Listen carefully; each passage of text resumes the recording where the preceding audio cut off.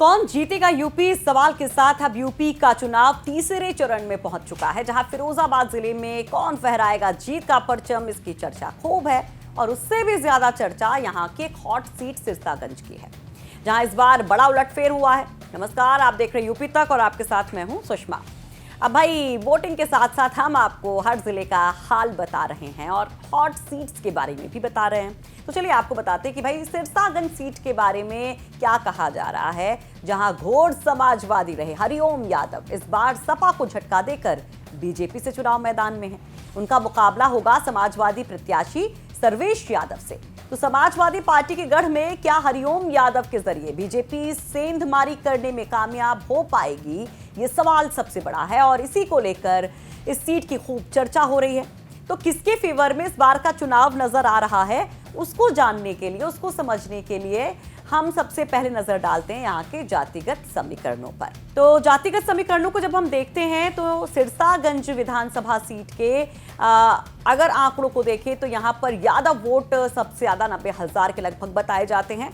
वहीं लोधी वोटर्स करीब 40,000 के आसपास बताए जाते हैं और यहाँ पर ठाकुर वोटर्स का भी बड़ा बोलबाला है, ये करीब 40 से 45,000 के लगभग बताए जाते हैं। बाकी अगर देखें तो वैश्य समाज का प्रभाव भी यहाँ पर काफी ज्यादा माना जाता है।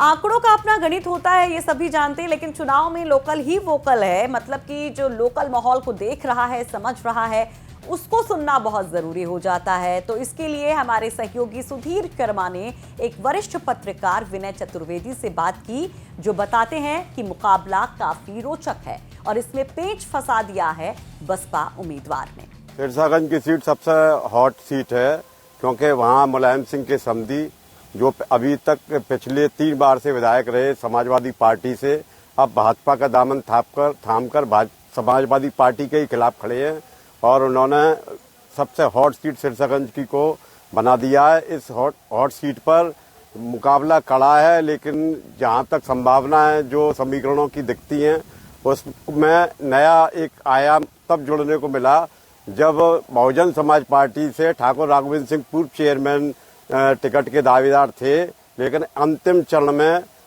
नामांकन के अंतिम चरण में उनकी सीट बदलकर वहां से पंकज मिश्रा को नया उम्मीदवार बसपा ने बनाया और वो ब्राह्मण चेहरा पूर्व में भी चुनाव लड़ चुके हैं, इसलिए उनके जातिगत आधार पर थोड़ा सा ब्राह्मणों का जो वोट हासिल करने की उनकी कवायद है, उससे मुकाबला रोचक हो गया है। तो विनय चतुर्वेदी जी के मुताबिक जातीय गणित को देखें तो यहाँ बसपा की वजह से कुछ असर तो होगा, लेकिन मुकाबला बीजेपी और सपा के बीच ही है। लेकिन इस सीट का सियासी इतिहास क्या है, जरा उसे भी समझते हैं। पिछले चुनावों की अगर बात करें तो परिसीमन के बाद पहली बार 2012 में इस सीट पर चुनाव हुआ, जिसमें समाजवादी पार्टी के हरिओम यादव ने बीएसपी के अतुल प्रताप सिंह को हराया। वहीं 2017 विधानसभा चुनाव में समाजवादी पार्टी के हरिओम यादव फिर से जीते और इस बार उन्होंने बीजेपी के जयवीर सिंह को हराया था। तो क्या इतिहास खुद को दोहराएगा और लगातार जीत रहे मुलायम सिंह यादव के समधी हरिओम यादव जीतेंगे, या फिर सपा का गढ़ कही जाने वाली ये सीट सपा के पास ही जाएगी? इस पर हमारे सहयोगी सुधीर शर्मा ने एक और वरिष्ठ पत्रकार राकेश शर्मा से बात की। सबसे हॉट सीट माना जा रहा है वो सिरसागंज विधानसभा को माना जा रहा है, क्योंकि वहाँ से जो इस समय चुनाव लड़ रहे हैं बीजेपी की तरफ से हरिओम यादव लड़ रहे हैं, जो लगातार 2 बार समाजवादी पार्टी से विधायक रह चुके हैं और आज वो बीजेपी के खेमे में है। तो उनका मुख्य लड़ाई भी जो है समाजवादी पार्टी के ही विधायक से है। एक बात ये भी है कि करल विधानसभा से इस समय अखिलेश यादव जो समाजवादी पार्टी के अध्यक्ष भी हैं, वो लड़ रहे हैं और उनकी यहाँ लड़ाई ये हर हालत में आसपास की कुछ अनेक सीटों को प्रभावित भी कर सकती है और उसमें एक सिरसागंज विधानसभा भी है। बस ये, और ये देखिए क्या होता है आगे, असली रिजल्ट तो तभी आए जब रिजल्ट खुलेंगे। तो राकेश शर्मा कहते हैं कि अखिलेश यादव के करहल से चुनाव लड़ने का असर इस सीट पर भी पड़ सकता है और वो ये भी कहते हैं कि मुकाबला बड़ा रोचक है और 10 मार्च का इंतजार करना होगा। तो खैर, जैसा कि हम आपको बता ही रहे हैं कि इस सीट पर तीसरे फेज यानी कि 20 फरवरी को वोटिंग होगी और नतीजे 10 मार्च को ही आएंगे, तो ही असल तस्वीर साफ होगी कि जनता ने इस गणित में किसे पास किया और किसे फेल। तब तक हमारी कोशिश रहेगी हर जिले का, हर हॉट सीट का हाल आपको बताते रहें, इलाके के जानकारों से बात करते रहें और सीट का चुनावी इतिहास खंगालते रहें और आपको बताते रहें कि भाई कौन जीत रहा है यूपी। तो देखते रहिए यूपी तक और पढ़ते रहिए UP तक.in।